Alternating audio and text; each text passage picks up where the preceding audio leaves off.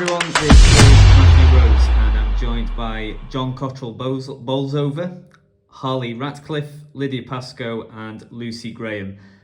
First of all, Jon, we've got some exciting news to do with Chesterfield Ladies Football Club. So you're now no longer going to be the vice chairman, you're going to be the head of development at Chesterfield Ladies FC. Just first of all, what does this role mean to you?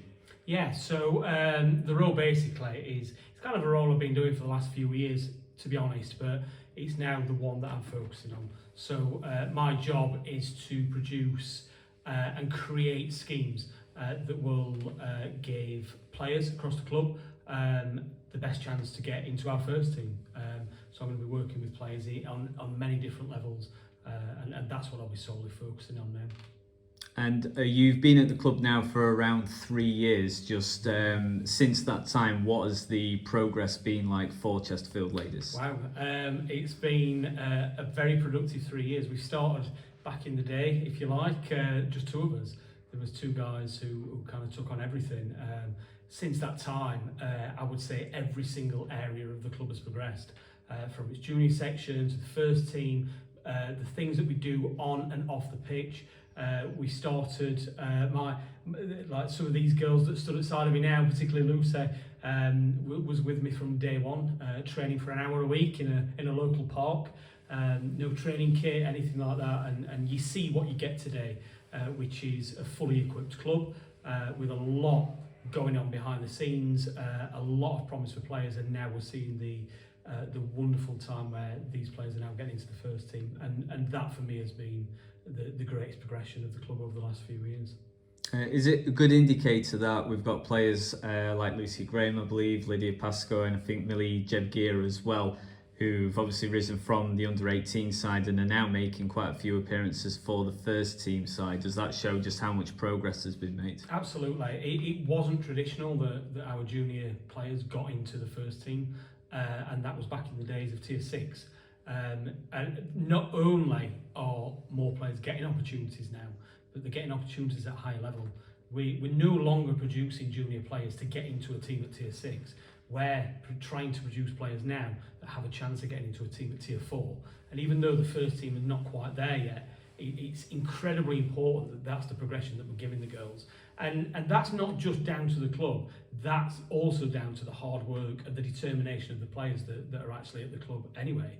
It's their hard work and their determination that yes, we've seen 2 and 3 players featuring in league matches, but in reality, we're seeing 6, 7, 8 and 9 players training with the first team, playing in friendlies, and are on the verge. And come next year, we'll see that number rise dramatically.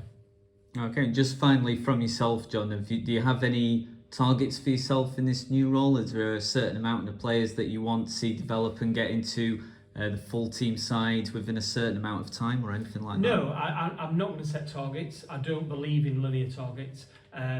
What I will be more interested in is creating and providing and maintaining an environment for players to flourish. And if we can do that to the best of our ability, we don't need to set targets because the players will flourish and they will move on themselves. And that's the way that we like to work. We provide the environment, the girls put the hard work in, and the two have an inevitable destination. So no, not setting targets, but the environment that we provide will continue to be exceptional. Okay, great stuff. Harley, I'll just come on to you now. For yourself, what is it like playing for Chesterfield Ladies FC, and how has it benefited the start of your own career? Yeah, since I've joined, really, it's been a really good atmosphere. The services that they've provided has been excellent, and I'm really enjoying my time at the club, and I hope to progress further. Okay, Lucy, I know you've known Jon for quite a while now, so you've been at the club yourself for a while. What is it for you that's special about the club, and I'm well aware he's right next to you, but what's it like working next to Jon? Yeah, you mentioned that progression, and I've seen it from, like Jon said, to repeat it, an hour training in the park. You never know the conditions of a rainy pitch on the park on a Thursday night, and now we're training 2 nights a week. We've got S&C, we're training, plyometric strength. I've never heard of these things before Jon stepped into the club. and yeah, just seeing the progression, and I've really enjoyed that as well. When I started at the club, I wanted to play football for fun, but now it's really admirable to see how seriously Jon takes it, and Jon knows that we want to take it seriously too. So yeah, just putting my work into what Jon provides, because it's nothing like other areas in